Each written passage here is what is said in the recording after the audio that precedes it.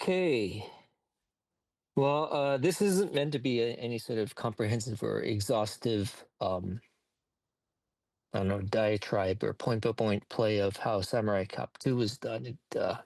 It's just sort of, as I recollect, certain key moments of the process. And it does involve, the world of Amir Shervan and that vintage, which, some of you might find interesting and some of you won't. And yeah, imagine most of Samurai Cup 2 you won't find interesting, find interesting when we get to that point, or you will. So anyway, where this begins is 2010, I think, 2011. I started making a movie called Darling Nikki. It's a fantasy. It's starring Nicole D'Angelo, and it's a troubled movie from the start. But it's one of those where I'm doing okay. I treat it as a hobby. My first and foremost, my career as a film distributor, and so filmmaking is a hobby to me at this time, an expensive one. So it's sort of troubled from the start, and it shoots in bits and in spurts. I mean, but already after, for example, I shoot 1 week of it, and then I throw the footage out, and 6 months later I reshoot it all. Things like that, sort of misguided decisions I make. So, but what I'm getting at is that the movie takes several years to shoot. And during that time, a lot of different things are going on. Now, a key event around this time is about 2007, I think. 2006, 2007. Something around that time. Might have been even like 2005. There's a movie called Dangerous Men by an Iranian director named John S. Rad. I think his Iranian name is Yehangi Yeganadad, something like that. And he four walls like five theaters in Los Angeles from the Lumley Theater chain, which is the predominant chain in Los Angeles for showing independent and art house movies. And he comes out of nowhere. The movie shows. Nobody knows what it is. There's this interesting sort of 80s poster sitting next to other art house posters on display at this at this particular Lumley Theater that I am in the valley, like the north of the valley. So it's as far as you can get from, someone wanting to see a cult movie. So it's showing there. Somehow I'm in that theater. So I probably bought a ticket for some other movie. I think it is. I can't even remember what movie it was at that time. But anyway, I'm bored with this movie, and my wife and I, we're saying we don't like this. What should we do? So we step out and we say, let's go to this whatever this movie. It looks crazy. This woman with a gun and this guy with muscles and another guy with muscles. Um, sort of down my alley. VHS. It's frankly bizarre. It's bizarre. For sure. So we go in there. I see about 10 minutes of it, and there's one person in the theater, and that person walks out after like 5 minutes. Because clearly, when the movie starts, it's like you've got John S. Red's name is like 50 times in the in the opening credits and so forth. And then it opens into I think this couple. I forget how it opens, but this couple making love or something, and then it leads into like another story. And for those of you who don't know the story of Dangerous Men, I mean, I'm not saying it's similar to what happened to me, but John S. Red, made this movie over the course of like 20 years. Like he shot little by little, then reshot stuff. His cast and crew left him. He had to devise a new plot, how to shoot it, and he ended up with this very glorified mess. But not so much. That's not the charm of the movie. The charm is actually when you meet John, and then you realize that he thought he really was making this masterpiece on operatic levels.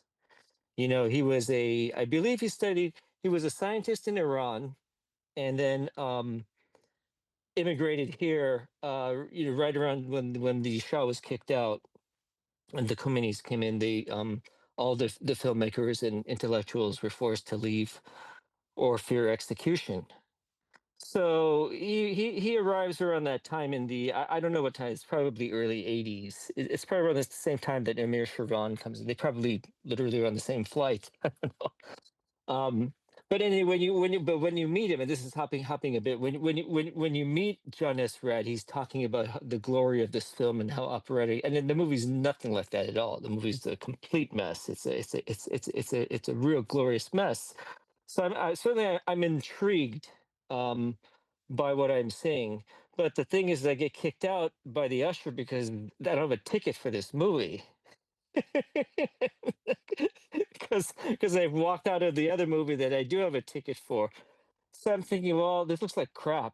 I'm not going to stay. So I leave. I leave.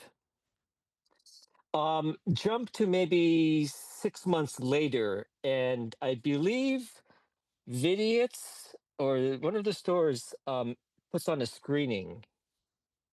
Well, actually, no. We backtrack. We backtrack a little bit. What John decides to do, this is John S. Red. What he decides to do is he decides to press screen it more because there's sort of like this cult appeal. People just from these five isolated screenings where there was like one or two people per show.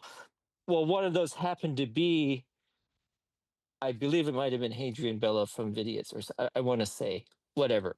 But whoever was that person, or the two or three people that saw it, they were sort of influential in getting the word out about cult movies. Now, John had no clue what a cult movie was. He didn't know anything. He was making this operatic, you know, piece about life and something within in him that meant a lot. So anyway, I'm kicked out. I said, it looks like crap. I'm not gonna, see the movie. So basically what happens is that there is a press screening. I start calling John. I say, like, I'm interested in your film. I saw 10 minutes of it. Could I get a screener? Could I see, can I watch it? Because I'm interested in distributing it potentially. So he says, oh, well, I'm doing a press screening this week or this Friday morning, because they used to do press screenings in the morning, like at 10 a.m. of all times, because the independent filmmakers can't afford like evening to book screen rooms for the evening because they're very expensive. So all you could get was sort of these morning screenings at theaters that opened at noon. So they'd say, okay, well, you want to press screen your movie? It's like half off because we were opening at noon anyway. So just get in, 10 a.m. and then you're out at 11:30. So you'd see the same kind of critics, the LA Times, the Weekly. There are basically like four critics in LA that you'd see on and off at these morning screenings. So I went to one of them, and my friend Luke White Thompson is also a film critic. Not also, but who's a film critic. I think he was writing for the Reader. I'm not sure. I don't know what paper he was writing for. So we go, and there's maybe like seven or eight people, if that, maybe even less. And the movie's projected. I meet John finally. He's this very well tailored guy. I want to say like he's emulating Salvador Dali, and he knows he is, but he's doing it in such a way where um he's doing it like if you were to take a Xerox of Salvador Dali and think that was the real essence of Dali, that's what he's doing, complete with like sort of his fake mustache, the curly Q mustache, the way he did his hair, the glasses he wore, even the smell, the scent of him, something was off. Something was off for sure. So, but a very kind man. And before this, when I made that initial phone call to him, we had a nice chat. We had a chat about movies, and he wanted to know. He revealed very little about himself and the movie. He wanted to know more about what I was trying to do, and I was trying to educate him on this sort of cult movement. I mean, not even a movement, but this cult audience that was gradually and continually growing for the Midnight Circuit. And a lot of this, the room helped to open up, that audience during this vintage, during this period of time. But he didn't understand any of that. So I went to the screening. and I'm just like shouting, I'm screaming, I'm going nuts. And I think there were a couple other people in the crowd and well, not the crowd, in the audience, there were critics, and they were laughing too. But I was just going insane, and I said, "This is the greatest fucking greatest thing I've ever seen, greatest thing I've ever seen." Um, and he was perplexed, so he wanted to meet. He wanted to meet. So what happened was is that yeah, I'm getting to the point. It's only taking me 1 hour to get to the point. Okay, so what happens is he wants to talk. He's booked it now as midnights because somebody told him it's better off as a midnight show, and it's cheaper too because he can't afford the 1 week because he was literally spending $5,000, $6,000 per theater for a week with 4 shows a day or 3 shows a day, and having one person on average a day. It wasn't cost effective, and of all places, he was playing suburbs, and he had no clue where he was playing. He was treating it like this was a genuine uh, art piece, on the level of the Oscars. I kid you not. Of the Academy, I kid you not. So anyhow, he wants to meet, and he says, "Yes, I like your ideas. Let's do it. Let's talk. Let's meet up." So I tell him I'm going to go to his midnight show. It's at the Lemley in West Hollywood, which was the premiere house. That's where the room opened. Tommy Wiseau's room opened up, and well, actually, it didn't. But that's the theater that the majority of people that knew the room went to this theater at midnights religiously to see the room there at this particular theater. So the Lumley Sunset Five.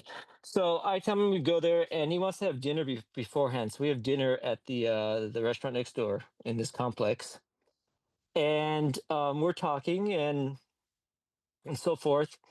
Oh, and I have to backtrack a little bit. So leading up to the dinner, I heard from because I had a friend in the office, good friend, and he had told me he had heard from Hadrian that Hadrian knew I was meeting John S. Rad, and he wanted to get the rights. So was there anything we could do and team up with each other? And I was like, sure. I don't know what we can do because I don't even know where he's coming from, what he wants to do, and what we should do. I said, like, I know what we could do because obviously me and Hadrian, we know it. We know what to do. Question is, will he know what to do, and will he agree? Namely, will he understand the nature of what he's got? Which he doesn't. He doesn't. So and then Hadrian said, well, if you can get it, I'll give you this. I'll give you this money, or this is how much I can put in. What can you put in? I says, "Don't worry, we can do the same, or we'll just match and we'll just go partners because I love the movie. It's insane. And I don't care what it does. Let's just do it." So anyhow, so I have dinner with John S. Rad, and so immediately John's talking about philosophy and um. Oh, by the way, and part of my internal discussion at the company I was with at the time, I was trying to sell them on the fact that the film should go theatrical for midnights, and it had this sort of DVD market and cult market to follow afterwards, but nobody had a clue what it could make. So we invited like a sales agent that handled like television for us, and he handled DVD. Like basically what, and well, they still have it today, but they were more important, their role then. What they would do is like, okay, if I had a film, let's say I bought X film, whatever, I would give it to him because he had a relationship with HBO or Showtime or whoever, Lionsgate. So I invited him because I said, look at some press, because by now there was some press that was going on, and so I invited him. I said, can you check out this movie? I want to do it, but I can't do it unless I know unless I know I can get like a cable deal, I can get something out of it, a back end DVD deal. Um, so he's okay. I'll go midnight, whatever. At that time, people went out at midnight, believe it or not. So anyway, during the dinner, so now going back to dinner, flashing forward, John's talking about philosophy, and then he's talking about like putting his movie on 1,000 theaters. He's saying that it's going to compete against this movie, this studio movie, and this is great, and um, I'm getting interest, but I don't like them. They're all these small guys. I want you to I want you to put this out everywhere. And so I already knew instantly, like, okay, this is not going to happen. And all I'm going to end up being is just an avid fan, which I already find to be an avid fan. You know what? It's okay to like something, and be obsessed with it. That's perfectly fine. To want to be obsessed to be obsessed something with something, and to want to put your own money behind it is clearly misguided most of the time. And that's kind of what was going on. So anyway, cut to the chase. We go to the midnight show. It's not a huge crowd, but it's a reasonably good crowd, and they're all laughing. They're going nuts on. Midnight crowds are rowdy. They're going crazy. Everyone's having such a fantastic time. But during the screening, the agent that I invited says, you could do it. You can do the movie whatever you want. I'm not involved. And he leaves. And he actually was a you know was a re- you know he's a reasonably good sales agent. He does a lot of deals, and he left. So it's like, okay. So it ends, and then John is like, and I forget who else was there. Might have been Luke Thompson again. I'm not sure. Luke, if you're listening, you might want to fill me in. I'm filling a blank. Anyway, so John comes out and he says, "I do not understand why they're laughing at this movie. What's going on here?" So, um, so that's sort of where that's sort of where it's where that story ends. And then so I did not end up pursuing the film. I knew it wasn't going to be possible. He was coming from a very different, like him and Tommy Wiseau are very, very, very, very similar, in terms of they're both coming from the idea of an outsider, and they want so much acceptance, but the way they're approaching it as an outsider gives no point of reference for anybody. Yet each in their own right thinks they've made this masterpiece, and knowing Tommy after doing some recap too, like there's a lot of genius to him, you know what I mean? But also Tommy goes back because Tommy grew up during the time of the Iron Curtain, under oppression. And when you talk to him, he's like that. He's because I know other friends that are like Polish and Eastern Bloc of that age and of that time, and they all talk the same way. So him and John were like that. They were both doing this, and so the moment, and obviously Tommy didn't go in knowing the movie was hilarious. He really thought he was making his Catcher in the Rye or whatever, his memoirs. He didn't expect the ridicule. But it's a little bit the ridicule because Tommy's such an icon. You're not ridiculing him, per se. uh so anyway, so it didn't work out, and then I got busy doing. I think I might have been doing Mad Cowgirl, or so. I don't remember what film I was working on, but anyway, I got tied up, and then I read that John S. Rudd passed away, and then subsequently, I think it was years later. And then I did make a small attempt to try to track it down, but it was the daughter of John that was controlling stuff, and nobody was making headway into doing it. I was like, okay, I'm just fed up with this cult movie stuff. I can't. It's too hard dealing with this. I don't have the patience anymore. I'd much rather live within the vacuum world of my filmmaking. I don't care if no one sees it, but I just I can't deal with this anymore. So I'm not saying I gave up, but I did not pursue it. And then some years later, then Alamo picked it up, but that part of the story goes later on because I don't think Alamo actually picked it up till like 8 years after John passed away. So now getting to the get now catching up to the chase. At some point or another, Darling Nikki ends up continue shooting, and it ends up shooting at this studio run by a guy by the name of Ewing Miles Brown, who I believed he worked for RKO. He certainly worked for, I think, Republic, because he was basically doing stunts for westerns and directing and producing. And he had this studio in Hollywood where I think Hill Street Blues was always shooting there, and Cagney and Lacey, those kind of TV shows. So he had a good setup. So basically, like they would shoot there, but he'd also do independent films working with the same crew. And he also was handling like post production services for some of these TV shows. So he had a lab that he was tied up with. It was like a turnkey operation. Like like if you wanted to make this movie, he had a stage for you. He had the camera gear. He had these amazing lenses, um, and he also did lab post work.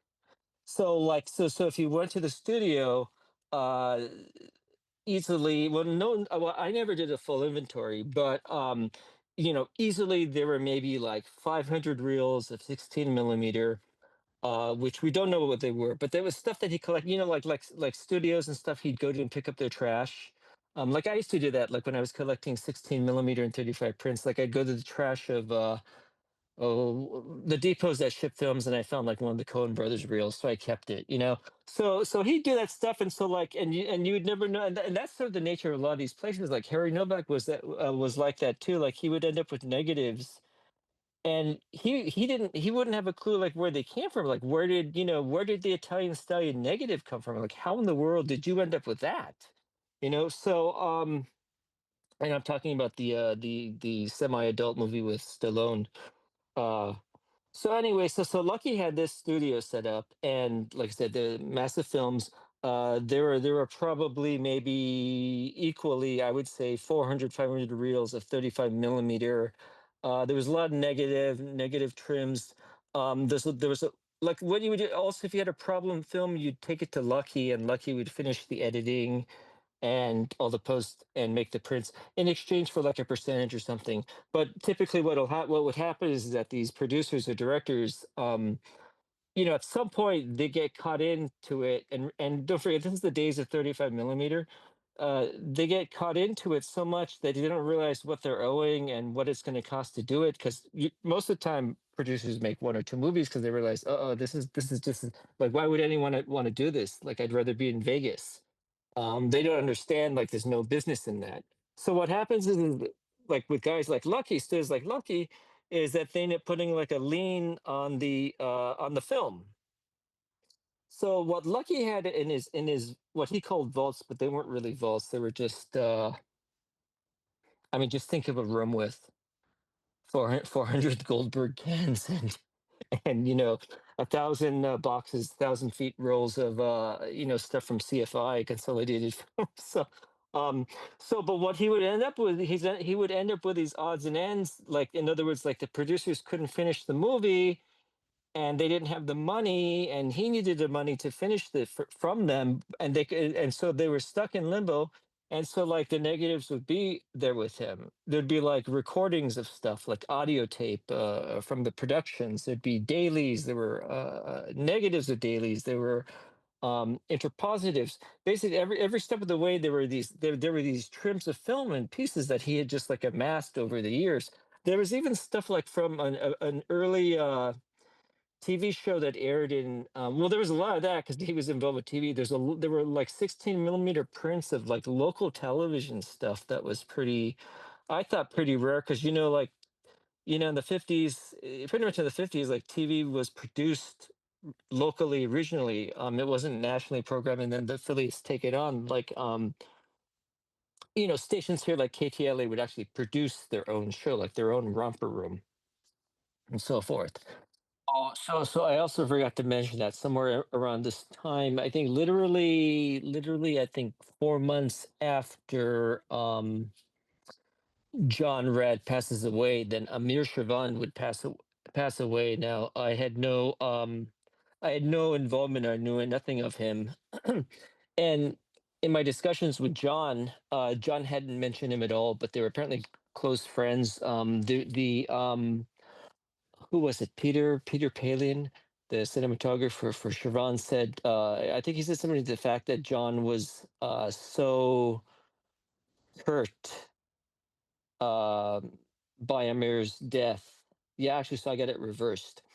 Amir passed first, and then John did. So the story was is that Amir passed away, and it was so strong and so devastating that John passed away. So clarify that up. So anyway, back to Lucky Studio. So that was the environment that we were going to shoot Darling Nikki into. Um, and the building was, hadn't been renovated, and he'd always talk about raising money to make this film, this film, that film, and to improve the studio, and to restructure it and reconfigure it. And I also discovered when I was at the studio, like upstairs, there's this upstairs area where it's the top floor, but the roofs are leaking, and this is later on where the Amir Shervan stuff was stored. But there's this roof upstairs, and literally you're surrounded by cans of film and release prints, heavy stuff. I mean, it smells. It just dirt, dust permeates the air. But inside this floor, and it's not a big floor either. I mean, it's maybe. I mean, it can't be much more than maybe 1,000 square feet at the most, maybe like 600, 700 square feet. But anyway, there were these phone banks, like they were set up as offices, but they were like these sort of makeshift cubicles that he had put together. This is Lucky Brown, and um, the prompts had still been left on the walls, and the lists of leads had still been on the walls. So basically what had happened was he was raising money in the 80s through like, I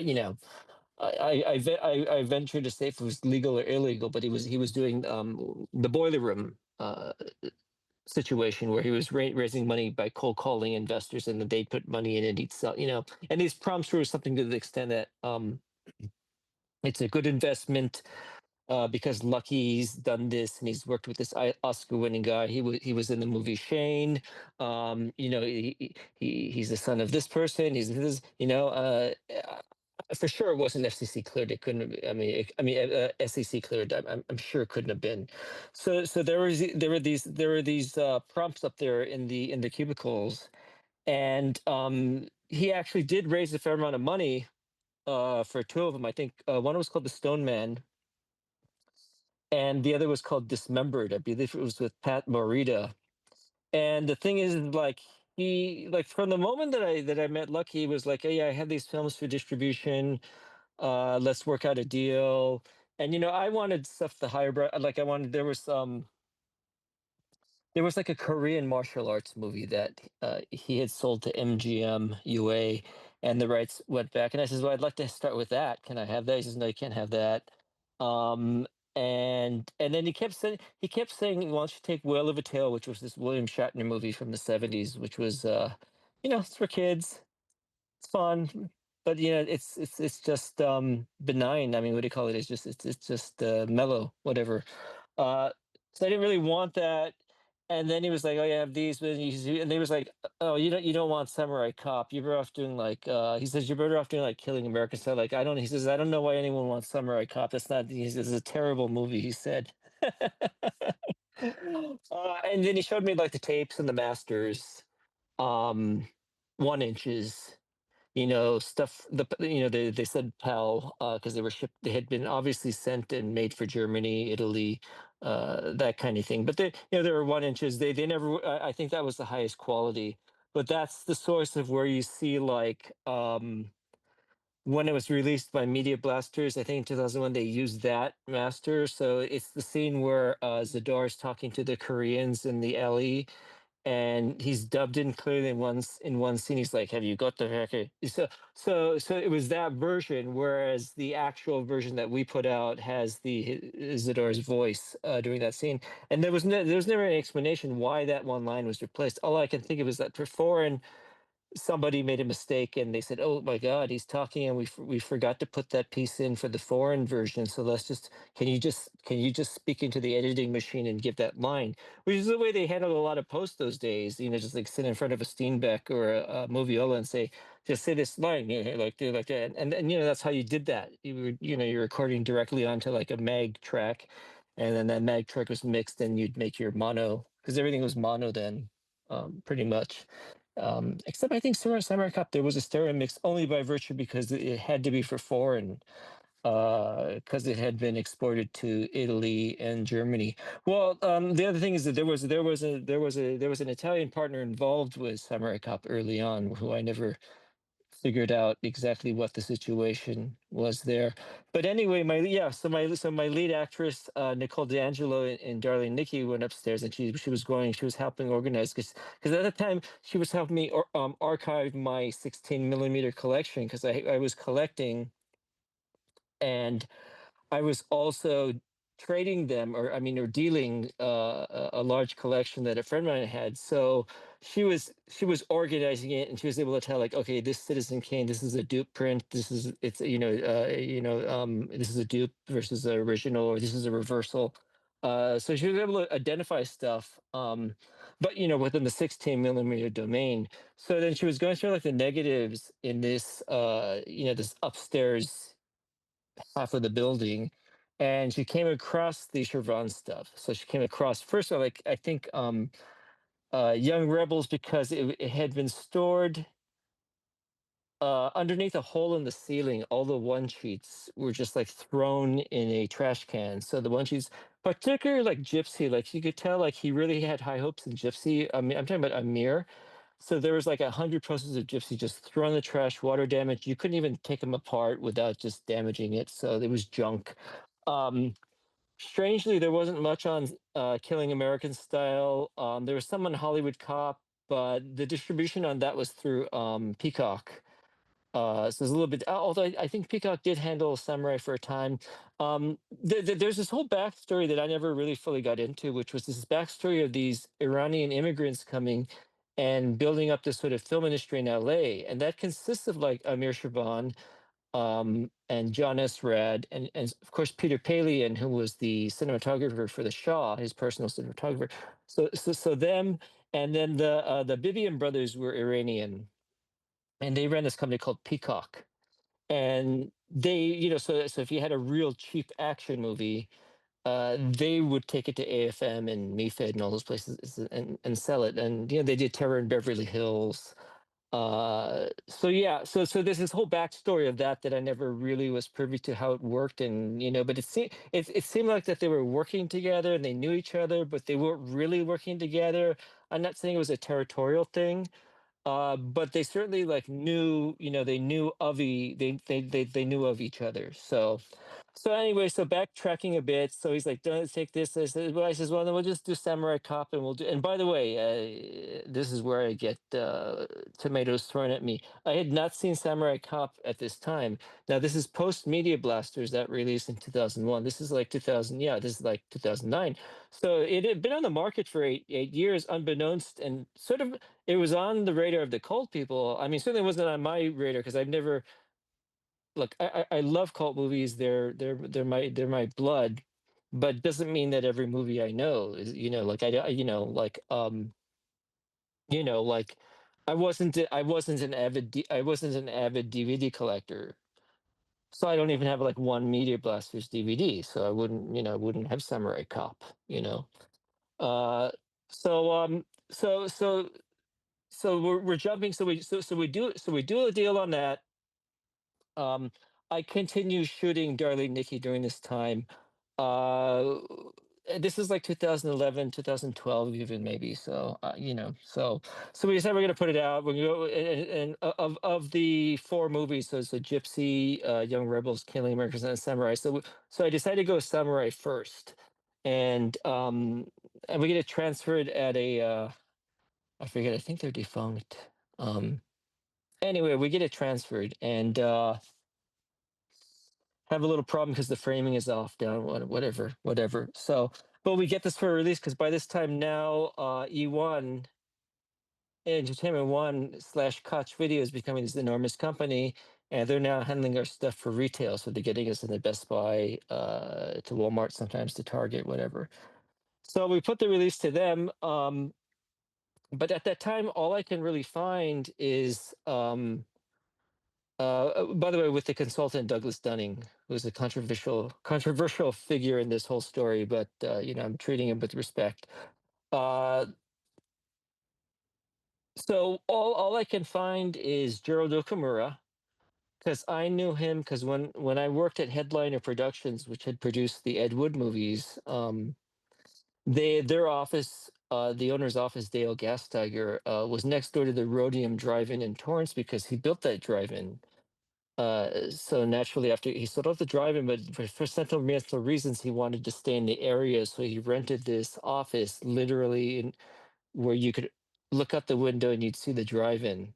Because I get the feeling that he wasn't happy with the theater being taken under him. I think it was what he referred to it like it was this kind of hostile takeover kind of thing. So I couldn't tell you for sure. I really don't know. Don't put me on record. I know, yeah, it's lawyers that bought it. So anyway, I worked there and I started not restoring, but I started selling the negative rights to like the Ed Wood movies like Sinister Urge, um, and like Married Too Young, and there was some exploitation stuff like Mom and Dad and Karamoja, where basically they're taking African footage and they're saying, "Hey, look at these naked women in the in the woods," and they were selling it as, I don't want to say stag films because these films played in drive-ins, where stag films didn't. They were more of a private kind of thing. But so anyway, so next door, so immediately next door to me in that office was a dojo, and that dojo was owned, and the sensei was Richard Rabago, who made a series of movies with David Huey, Cine Excel. And in those movies, Gerald Okamura was in I think he was in every single one. So Gerald, I'd see him occasionally. This is like right after college. I mean, I dropped out of college. So yeah, and is he talk about the he talk about the David Huey movies, and I think he was doing something called Femme Fontaine. It was a trauma movie because he was like, "Oh yeah, I'm in Femme Fontaine." I said, "What the hell is that?" Yeah, um, so I was able to track him because I'm from Torrance, and he was in Torrance, and so I was able to get reacquainted with him, and it was great. And then I found out that Richard passed away, so I was very sorry to hear that, because I'd been out of touch. So we did that interview with Gerald, like 2012, 2013, and then we got a hold of Robert Zadar. Douglas got through to Robert Zadar, and that interview was done via Zoom. Well, it wasn't called Zoom, whatever it's called by then. And that's what was on the DVD. So now, concurrently to that, there seemed to be, and I don't know exactly where it came from, but there seemed to be some rumbling about Samurai Cop, and so we got requests from like the New Art in Los Angeles, which is like the premier, like that's where like Rocky horror ran for like 30 years, right? Um, and he was like, I don't know what it's gonna do, but let's try it. Uh, do you have a print? No, I don't have a print, but we could give you a DCP, whatever. Um, so I book it, and then we get a hold of Mark Frazier. I forget how we get a hold of him. Because Mark doesn't do social, and there was no social. There was email, but there was no social really. I mean, there was and there wasn't. It's not to the extent today. Like today, our lives consist of maybe 75-80% social media, right? At that time, it was like 10%. So we got through to Mark, and then he said, "Oh, this is great." And then, oh, by the way, we knew that Matt Hannon had died because IMDb had his death. And so my lead went to nowhere because I called the Ohio cemetery, whatever the cemetery was that said he died in, and I couldn't get any information or answers. So we couldn't get a hold of him. But we got a hold of Mark, and then Mark said, "Oh, this is great. I'm going to fly myself over. I'm looking to get back in the movies or whatever." And apparently, Mark, right around the time that Samurai Cop was made, Mark lived around the corner from the theater, so he remembered the theater with fondness very much. So he's gonna fly himself in now. I found Alan Ellen Demar. Oh boy, he's gonna kill me. Ellen Demar Sorosian. Yeah, yeah, the music composer. We tracked him and we told him about the screening. And could we say he's there? And he says, no, no, no, don't tell people I'm here. Just I'm gonna, don't say anything. And I didn't realize that he had changed his name and he'd done like studio movies afterwards. So, And by the way, there's a little tidbit I've got on the music, by the way. It's not all him, by the way. So that did the score. So we got through to him and then Jimmy Williams, who'd been a friend of I mean basically every who doesn't know Jimmy Williams, like if you want a cop car or a uniform or you're doing like a war movie, you go to Jimmy Williams in LA because he's got everything. He's got, 500 uniforms, prop weapons. I mean, the guy's been doing it for like 50 years. And he to my knowledge, he worked on all of the Sharon movies. He was very close. He was like a portal to a lot of these these newbie filmmakers who arrived in a town and got stuck at the fringes. So then you'd meet Jimmy Williams and he'd be sort of involved and navigate you, and that's sort of how this stuff kind of worked. So got through to him, and then the screening went on. I didn't go, I was ill that night. But it went, and then I think Mark spoke, and then the excitement was getting generated, and Mark was like, oh hey, we should do a let's do a sequel. Let's do a sequel. And at this point, my relationship is not with Mark. It's actually Douglas talking to Mark. So I'm giving Douglas credit where he deserves. So he's talking to Mark, and Mark tells Douglas that he wants to do a sequel. Could we write a script? Could we produce it? He'll give us $50,000 because he's invested in something. It sounds like he's invested like in a mutual fund, not a mutual fund, but it sounds like he's invested like in an ETF or something. Is what it sounds like, and it's paying out. But that well, but he talked about maturity, which doesn't make sense. An ETF is not; it doesn't mature. So I'm not sure what the maturity was. But anyway, so he says 50,000. So I go to work on a script and I sort of feel out who is there, who's not there, who's still around. Like we tried, I don't know what this is where my mind gets clouded. I don't know at what point, like, do I start going after to find Janice Farley? Do I go to find Jose Little Riscober, Dale Cummings. Oh yeah, we tried to find the what's her name.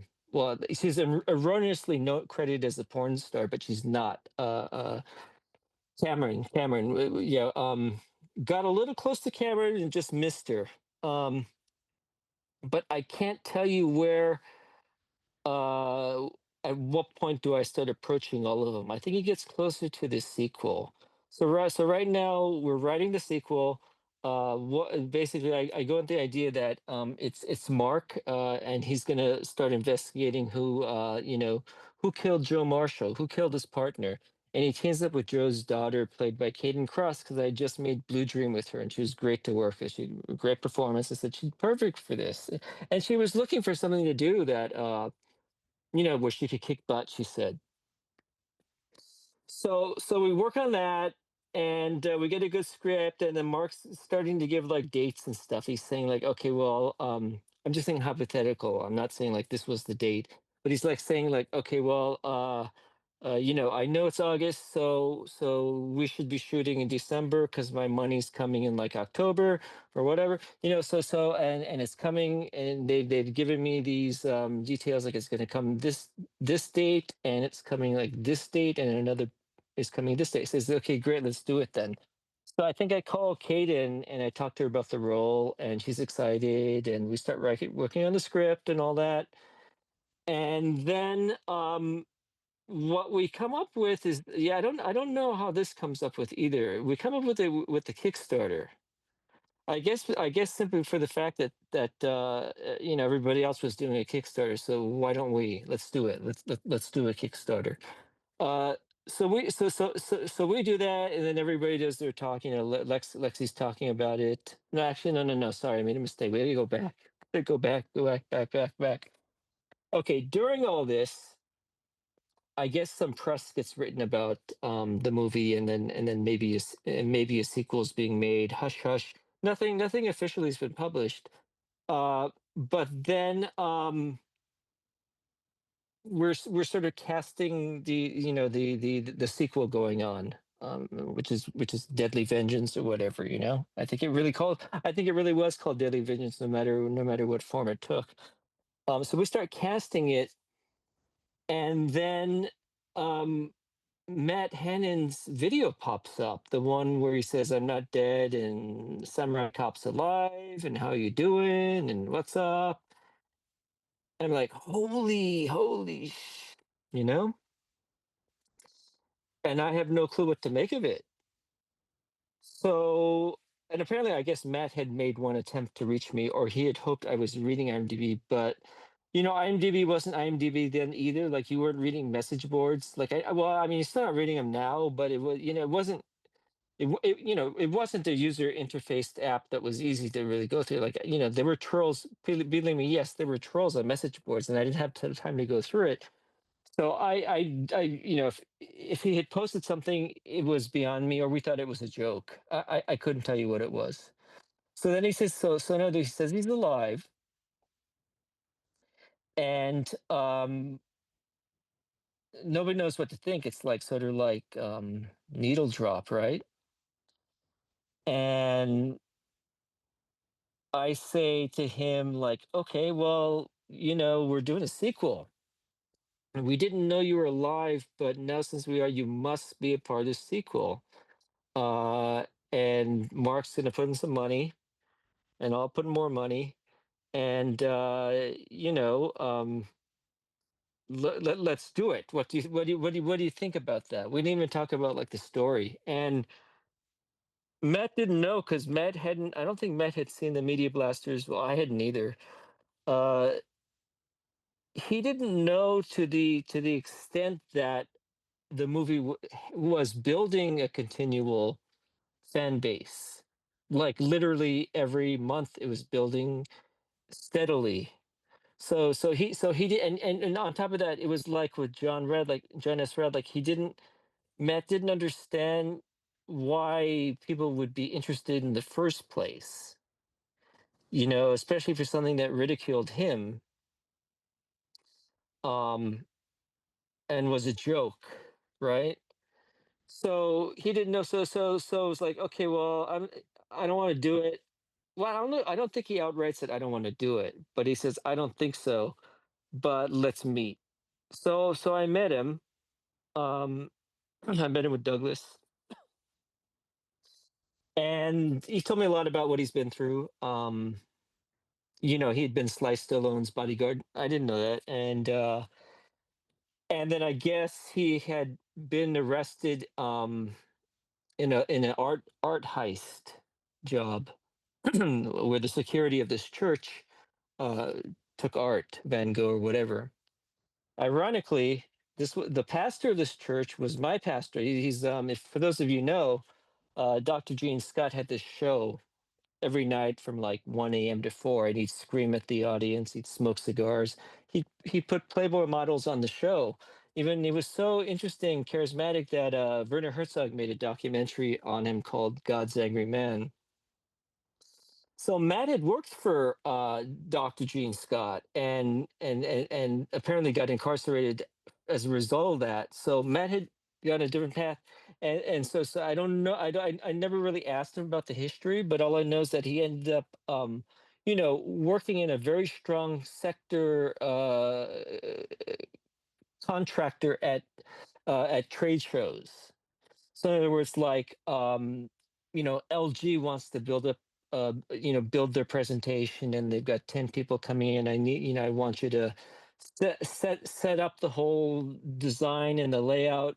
At least I think this is the way he told me. Like, I want you to set up the structure, and this is our client. So he'd been doing that for years and years and years and years. So stuff like Comic Con, the VSDA show. apparently these are sort of close knit companies. So like if you do this job, which you're if you're really fortunate to get it, you're doing good because it's not like there's 1,000 people saying, "Oh, we can bring the furniture in, or we could we'll build the wall for you in the convention center." No, because the people putting it on the events hire these contractor companies that have met aboard with them. So you're getting like the whole team as opposed to like, yeah, so anyway, that's what Matt had been doing, and we talked. He was interested.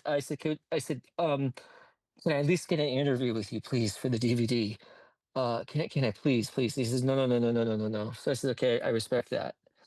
Um, and then we went off, and I think he started thinking.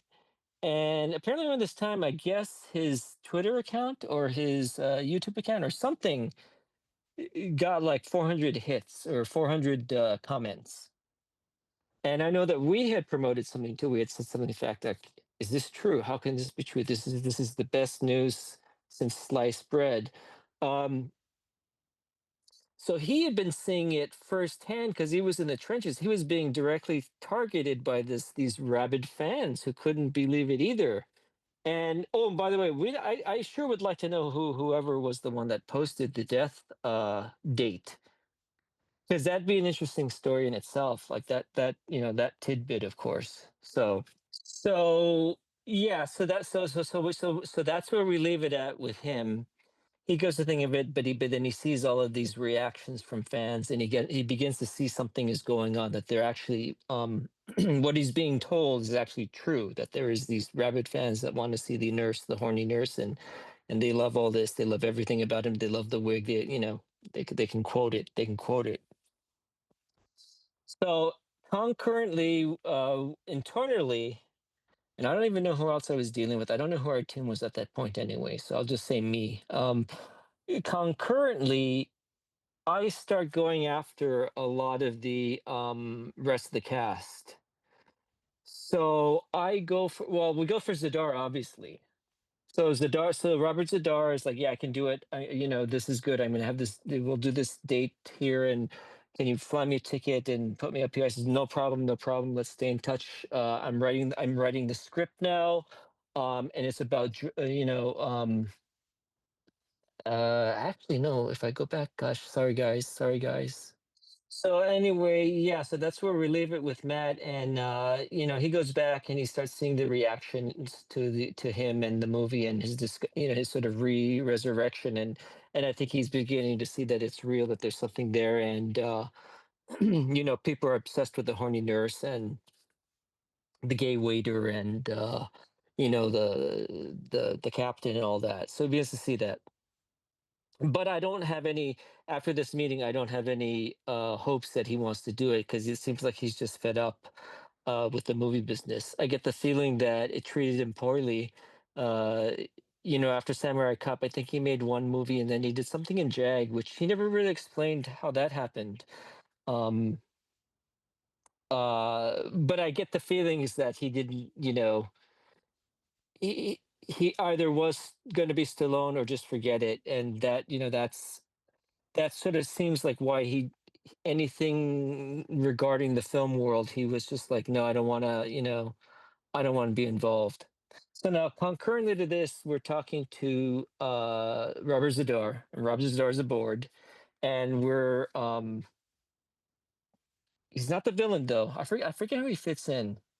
I knew it was something. I know. Yeah, this is where my mind gets totally cloudy. I know I was talking to him about being inspired by the Brando role in Apocalypse Now. I was telling this to Robert Zadar. I says, it's gonna be this scene, and Apocalypse Now, you're dimly lit, and you're giving yourself to your sons. They're gonna take over your empire. And I want you to be like Brando. Because Robert couldn't move, we found out. He didn't tell us till quite late in the game, not game, but um he would call and say, like, I was able to go up the stairs today, or he would say, I couldn't go down the stairs because I wet myself. Like, it was like it was horrible because he didn't have a caretaker. Well, he did. He kind of had an assistant on and off, but I got the fact that they weren't really caretakers. They were more like, oh, I get to drive Robert Zadar. I'm not sure. So it was limited. So I said, Robert, like I said, Bob, um, you won't have to move. You just sit there, and I'll make it look like this sort of fire. You're lit by the fire, and just be Brando. He says, yeah, I love it. I love it. I'm thinking about this every day. I love it. I love it. I love it. I love it. So that took care of him. Then we went to okay. Then we went to Dale Cummings, and I found his daughter, and I says, well, we're doing Samurai Cop 2. I want you to know that people really like your dad and his work. And don't forget, her dad had been in Gypsy also. And he might have been in Young Rebels. I'm not sure. But for sure, and Gypsy's got a really big role. Like he's got a role that's almost the lead in Gypsy. Compared to like Samurai Cop, he's in like 4 scenes. Although you remember more out of Samurai Cop than Gypsy. So uh but we want but we knew we reached out, but we knew he had passed away. We didn't know when, but we reached out to the daughter and we says, listen, uh can we use this photo in the police station? Because I want to have a tribute to your father, because so many people like his character. He's got these iconic lines. And she says, no, no, no, no, no, no, no. He was treated bad, and I don't know. I don't want to do that, and and so forth. I said, okay, I respect that. Thank you, thank you. Sorry about that. And I thought she'd actually turn around. You know what I mean? And say, okay, it's just a photo. Uh, so that led me to believe that I mean, listen, every movie has its own circumstances, and every movie has its own behind the scenes, drama and stuff, and you hope you get the least scathed, by getting through that gauntlet at the end of the door, at the end of the hall, or at the end of the forest. So so I get it. I get it that potentially maybe there were money problems, as is with nearly every film, but it was just this photo I wanted. That's all. And then so then Janice, how did we do Janice? We found some Janice, we found through Facebook, and she had been very secretive. She'd been teaching. Of all things, she's an agent for she's an agent for television in Las Vegas, and she specializes in kids for television, for commercials. And she said, and I try to say, listen, this movie you made, um, it's getting people interested. It's getting people excited. They're screaming. They're getting fanatical about it. And then she says, no, no, no, no, no, no, no, please, please, please, do not say, don't mention me. I'm worried. I have a kid, and I don't blame her. She says, I have a kid with special needs. He says, no, no, no, no, no, no, no. I don't want to talk about. I don't want to. I'm dealing with my own personal situation. So I was like, okay, sorry about that. Thank you for your time, whatever. So, and then with Joselito Rescober, by now I was getting rejected, and I was thinking like, I don't know and then Mark would call every day and say, okay, well, I think Frank should do this and so forth. Um, uh, and this is what his partner should be like, and this is a good scenario here. Let's go for that.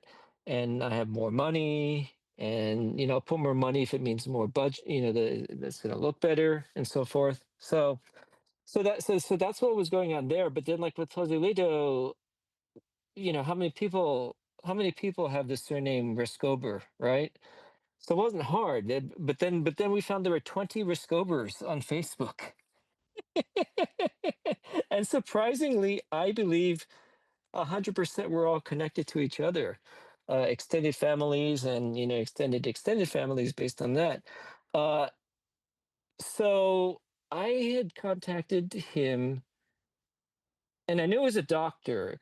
I knew he was a doctor. I don't know how. And I tried to find, yeah, I tried to find his medical practice. It said he'd retired. I tried to find out people who knew him. Oh, I even called, like, I think I called like an ex boss of his at a hospital, and they said he'd been long retired. And then, so then, then what I started to do was I started to go like for his nieces and nephews. Sorry, Jose Lito. And then I would bomb them on Facebook publicly. Like, now people are so smart these days, like they block you from doing that, right? But I was able to I was able to post directly under their feeds, right? And so then what happened was is one day I started doing that, and that's why I was saying, like, can I'm doing a movie, can I talk to your uncle, or can I talk to your grandfather, right? And I just get no answer. I get no answer. And I get these messages, and they were, obviously the messages were being read, because it says, like, on Facebook, like, okay, it's been read. So I'm getting all these messages. So I just started, like, posting in everyone's timeline, and then my posts were being deleted off the timeline. So I knew I was reaching people. They were getting my message, and they weren't replying to me. So I come to later find out, when I had dinner with Jose Lido and his wife Concordia, very lovely woman, very lovely couple, that they thought that they were being scammed. And they didn't know who I was. I didn't know who I was, but they thought they were being scammed, and so they didn't want any part of whatever that was. So so I left it there, and I was just trying to so I was trying to think, well, what are we gonna, we got to figure it out. Well, we have his Mark, we have Caden Cross, we now have a script. It's a revenge movie. We got Zadar. Oh, okay. Then also this time now we have Gerald, right? And Gerald says, I'm in. And I says, yeah, it's easy. You're just playing your same role over. You're doing your role. No problem. We're gonna do that. And I said, I might have another movie for you. That's fine. It's fine. So we have the semblance. I forget if I'm. Well, I'm just gonna pause to see if I forgetting anyone. So in the meantime, to get ready for the Kickstarter campaign, we start doing a photo shoot with Mark. He comes in again. I pay for him to fly in this time, and then he meets with Caden, and we do that. What's that original promo shoot that we did? Was just him, and I think it's just him and Caden, and there's a couple of the girls that we didn't end up casting. So we ended up with that, and then I'm trying to think who else I was chasing down at this point. I got Janice, Robert, Melissa Moore. We didn't approach. We were going to, though. We knew. Oh, yeah. So around this time, there's something called Dragon Fest, which is it's an annual event where fans of martial artists get to meet the martial arts. So Cynthia Rothrock's always there, Don the Dragon Wilson, Benny the Jet Arquidez. So anyway, at that event, we're promoting Samurai Cop, and Vic. Yeah, I totally had this timeline right. So and then this guy named Vic Miyahira shows up, and he says, "I'm the guy." And he says, like, the piano scene with Fujiyama. He says, "Well, I'm the guy that's right standing behind Fujiyama." I says, "Oh my God, that's amazing." Well, let's stay. I got something for you. Then we're gonna, because this is great. And by this time, I've gone kind of nuts on the script. I mean, it's a revenge. Obviously, it's a revenge movie with Washington and Jennifer. I think her name is Jennifer also. Uh, Even though she's the daughter. Well, it makes sense that she's the daughter of Joe Marshall. So, but by this time, not so me, who doesn't, who's the least uh choice in your mind to direct a sequel to a popular cult movie, who hadn't even seen the movie. I've gone nuts. I've turned this into like a big Yakuza movie, because at this time I'm like very inspired by Seijun Suzuki. Um Kinji Fukasaku, and then particularly this is non-Japanese, but like well also and then Takeshi Kitano, and then like the Raid 2 inspired me a lot. So I've gotten nutso on the script by this time. I mean, I know it's a revenge story and they're trying to find out who killed Joe Marshall, but now what I do is I have like uh, the Fujiyama character, and I'll go and tell how I made him also. Yeah, the Fujiyama character is like a robot now. He's been sort of he's been cryogenetically preserved, but um he's part robotic as well. He's part AI, and he's gonna like assassinate these sort of groups of people together. And I think this is when Bailing gets introduced. Like she's basically running the gang, and then Frank and Joe. Sorry. Frank and Jennifer team up to go against this Bailing villainess that's controlling this underworld, who also were involved with Joe Marshall's death. So that was it. It's its simple form, and then also my producing and writing partner Rich Mallory turned in a quicker draft, which was much more simpler. It was just like him and her and their it's I want to say sort of like 48 hours, but it had a light aloofness to it. You know what I mean? But it wasn't the scope that I was that I was trying to go forth at that time. So so getting back to the photo shoot though with Caden that day. So Mark shows up and he's like, I'm gonna bring my headshots. Can you make some copies for me? And I'm gonna bring you some memorabilia because I'm gonna start again in Hollywood and I need your help doing a portfolio. I said, sure, bring everything along. So he brings the international sales sheet for Samurai Cop. And you guys know what that is. So for those who don't, it's like, okay, you used to go to like MeFed or Can, and you want to buy a movie. Well, they give you like these 8.5 by 11, or sometimes 11 by 17, brochures, which has the poster. Maybe if you're lucky, has some credits, but it really has like the plot. It has like photos. Usually, it's like sexy girls. If every action movie has a sexy girl, it's on this flyer, right? And then it has the distributor's name and so forth. So we're wrapping up the shoot, and I'm going through it, and it says like cameraman. It says well, it says camera. It doesn't even say camera. It doesn't say director of photography. It just says like camera, right? Camera, like the crew position. It says camera, and it says Cranston camera, like the camera.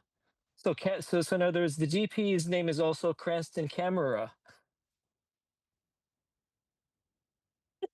I said, what the hell does this mean? Because I know very well he didn't shoot it because I knew Peter Palian shot the movie. So who the hell is this Cranston camera?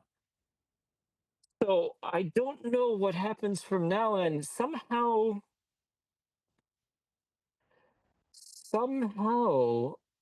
I track him down. I don't know if I am typing various forms of camera, but Cranston's not a common word. I mean, it's not a common name. Like there's only one Cranston I know, right? So well, there's also Lamont Cranston, but that's the surname. There's only one Cranston, right, that we all probably know. So it wasn't hard to find him. And also because his wife was very active, Natalie Kimura. She's like, I found it like she's very active in like public housing, like for social programs tied into the city of Pasadena here. I think she even runs the department, I think. So we found her on Twitter. So we had tracked Cranston down through his wife Natalie. Now, concurrent to this, I guess Hunter, which is Cranston and Natalie's son, Hunter Kimura, he was actively promoting Samurai Cop. Like he was trying to get our attention to other people. Like, do you know my dad is here? Do you know? Like he was actively doing it. It's so weird how all these things sort of just kind of came together all and it helped part of my investigative research at the same time. So and then it makes sense the story because when I was trying to find out what happened to Matt Hannon, I one day found myself calling like the Pasadena social housing program. So I must have crossed paths with Natalie, um, only because I don't even know who told me this, but they told me somebody in the movie. I can't remember, guys. Somebody told me they'd seen Matt Hannon go through this Pasadena housing program. And even when I spoke to Cranston for the first time, he says, "Yeah, yeah, yeah, yeah, yeah." He says he saw Matt before Matt was even cast in the movie, because Matt was coming through this housing program. I don't know what year this is. I mean, this is obviously before 1990, right? Uh, so he said yes, he remembers Matt because Matt was coming through, yeah, because Matt came through there, and then that's all he ever heard of him. He didn't know where he went. Um, so that took care of Cranston, and so like with each person that was added on, we were like, okay, let's do this subplot now. Let's do this. And then like around this time, like now we start getting into but serious deals because like money's starting to be asked by people. But I have to admit, all the return people were really, really fantastic. They asked for nothing. Didn't make any demands. It's great. But as we're developing with the script now, I think now is like when I start to move with like Biling, and Biling is like, oh, she gave out this figure. She said, "This is my lucky number. Could you pay me this per day? Because it's my lucky number, and it means a lot to me spiritually. And if you don't pay me this day, my lucky number, I'm not comfortable." Like, like, like, like I'm worried. So I said, "Okay, okay, okay. I'll give you this number."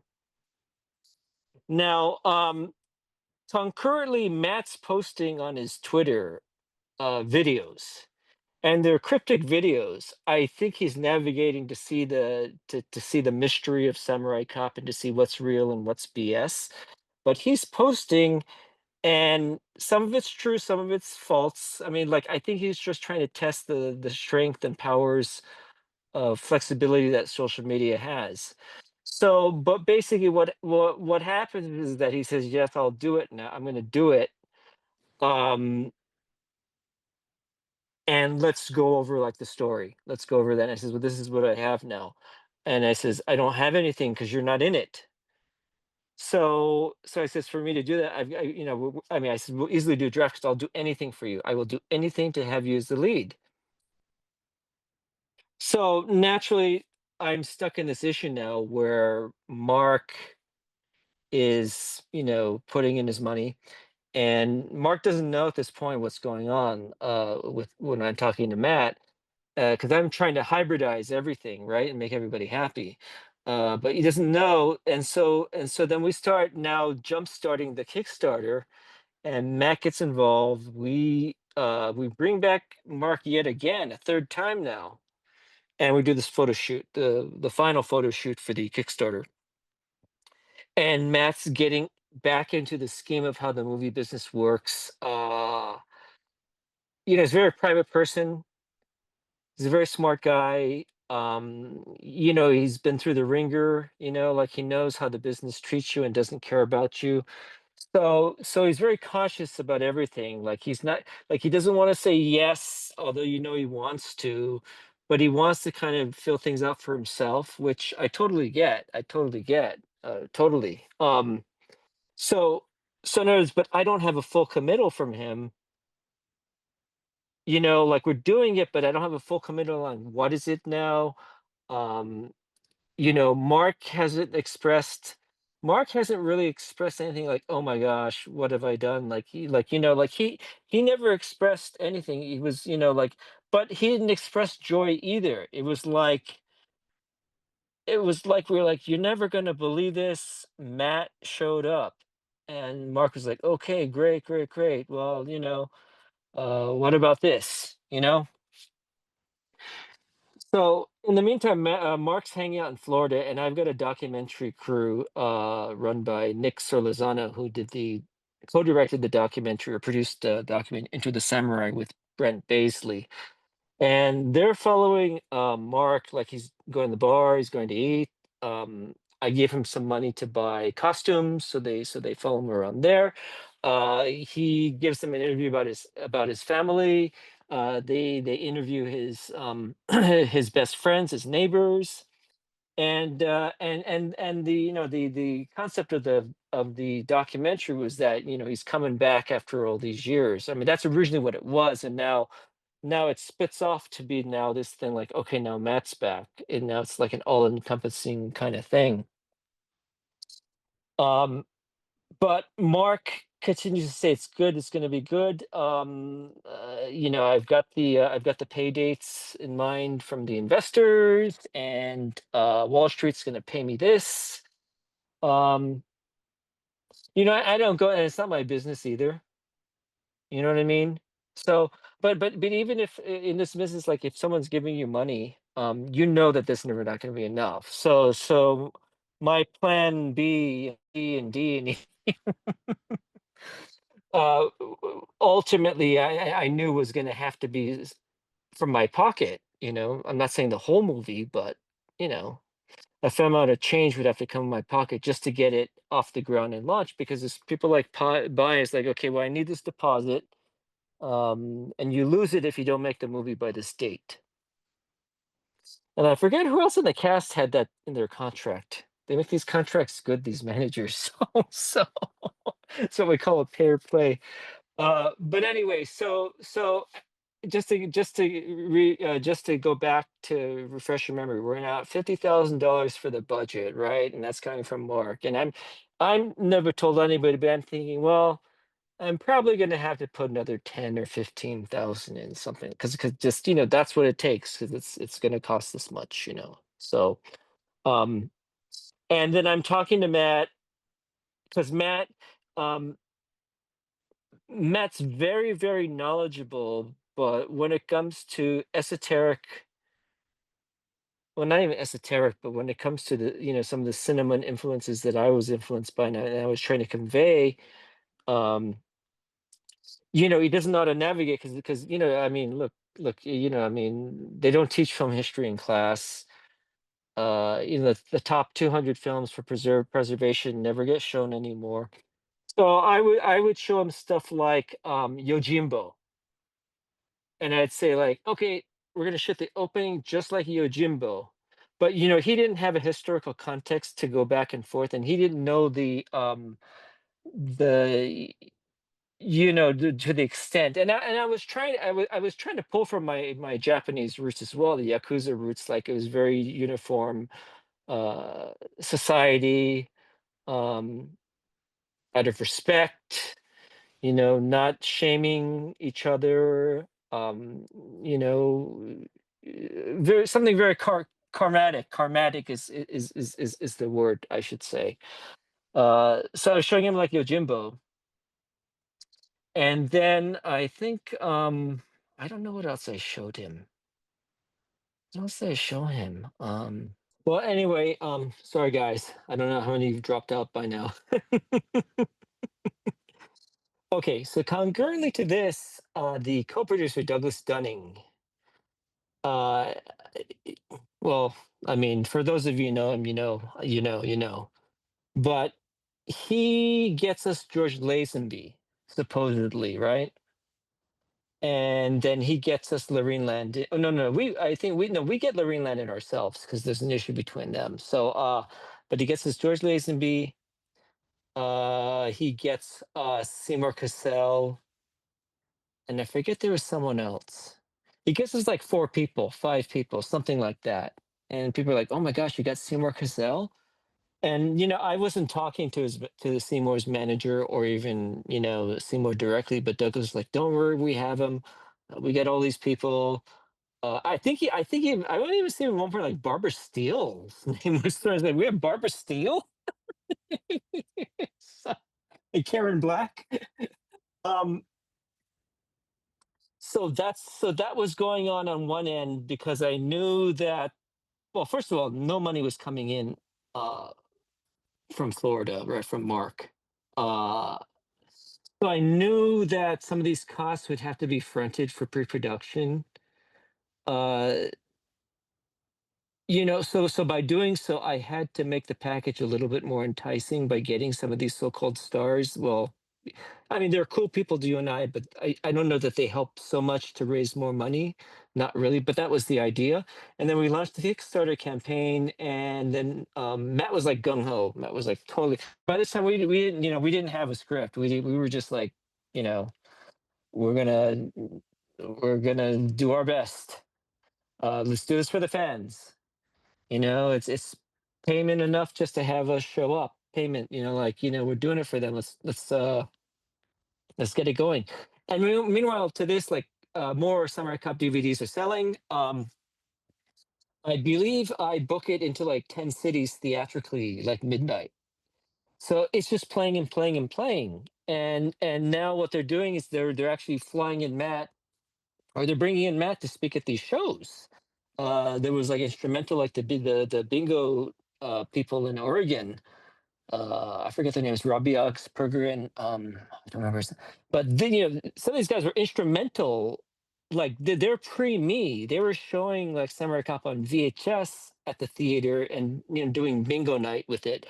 So these people start flying in Matt, and so he's just getting more and more into it, and he's getting really excited, and he's getting to meet the type of people that like this movie and what they're looking for, on on the next one. So by the time the Kickstarter really comes full force, he's totally gung ho. He's committed himself all the way into it. Ralph Garman loves the movie. Ralph Garman, the comedian, he was on was K Rock here, yeah. So he talks about it. Uh, he brings Matt on the show. It's just people are talking about this Kickstarter. It's going on and on and on, and people are really getting into it, getting very excited. They want to know what the story is, what's going on. We don't really have a whole cast yet. I think I don't even know if Beiling's fully committed, because we don't even quite know how she fits. We know how she fits in, but we don't quite know the whole scheme of stuff. And then what happens is that because Matt's in, then Caden's role is like gone, because there is no Joe Marshall's daughter now in the structure of the script now. So we've already now fragmented it, and now we have to come up with something that it's Matt and Mark, well, Joe and Frank reuniting. I think I have a deal with Caden where it's some money if it's canceled, right? I don't, Caden, don't hold me to that. I'm saying I think it was. Uh, so we have to make a good role for her, and she's expecting an action role. And so I'm not quite sure how to go about with this for her role. We don't know. Um, you know. So now what happens now? So now I don't know. I don't know how long the Kickstarter was. It's maybe, what did we put it on for? 60 days, 90 days, something like that. Somewhere along the way, like out of the blue, right? Because we press our DVDs out at there's a local lab here that presses all of our DVDs, or did at the time, because we're not in the DVD business anymore. They pressed all our DVDs, and our account manager, who's like the head of operations there, her name's Herder Sebastian. She's like, do you, she's like, she's, she's like, do you want Tommy Wiseau for your movie?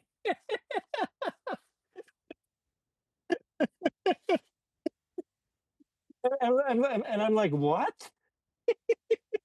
She says Tommy Wiseau, like the room, because we make the DVDs for him, and he's sold like a crap load of DVDs, and he's a very nice guy. He's weird, he's bizarre, but he's a very nice guy. Do you want him? I said yes.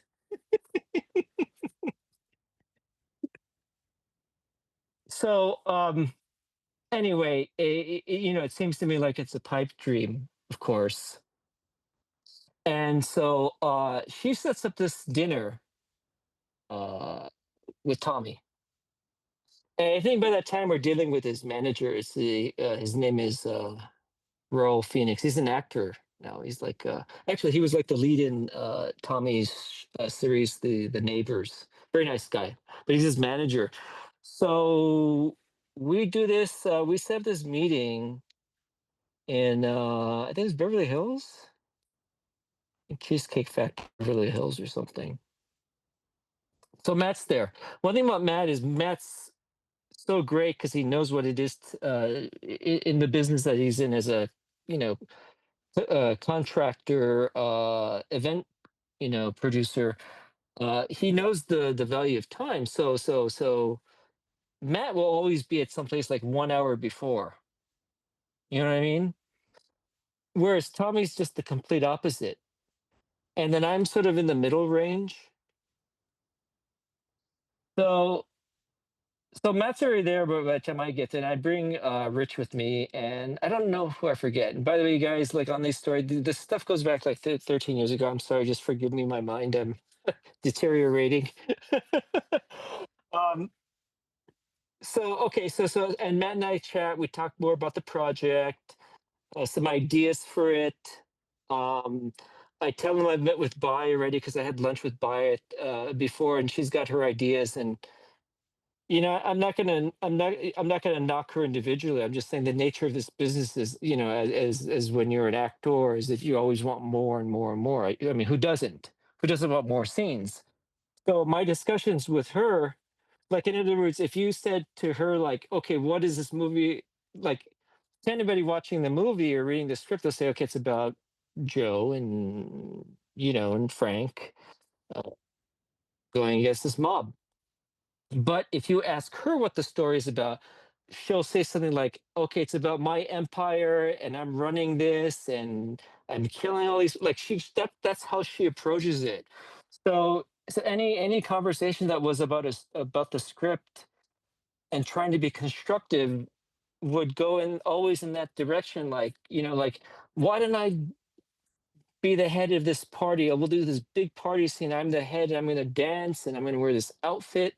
And so, I mean, one could easily, I mean, obviously, where that was going. So, and then I was faced with the fact that Tommy Wiseau could possibly be in the movie. And so where the heck is he going to fit in? so, so anyway,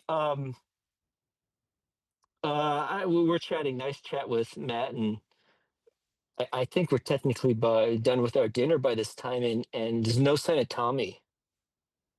And I think his agent even picks up. He comes by and he doesn't know where Tommy is. And then we're going like an easily past an hour. Like when he's supposed to be there. Oh, I have to backtrack. Wait, I'm trying to think actually. No, no, no, no. I got the line of events correct. Yeah, yeah. So he shows up. He shows up and he says, "Yeah, I heard about this. I saw the press you've got it." Well, yeah, Tommy shows up maybe like 90 minutes in, but we're all forgiving him. It's Tommy Wiseau, who, listen, that's nothing compared to what I would do to meet him, much less work with him, right? Uh, so he comes in. You know, um, I don't want to say people are demoralized and stuff, just sort of fatigued because we're all going through this process where nobody knows what's going on, including me, especially me. And so they meet. Tommy meets. Herder's there. Rich is there. I forget who else is there. Sorry, guys, forgive me. So they meet, and then Tommy says, like, I saw the press. I might get this wrong. He said, I saw the press, and I like it. I see that the movie has a good following, something like that. And then he says something to the effect that, so I will kill the samurai cop character, he said.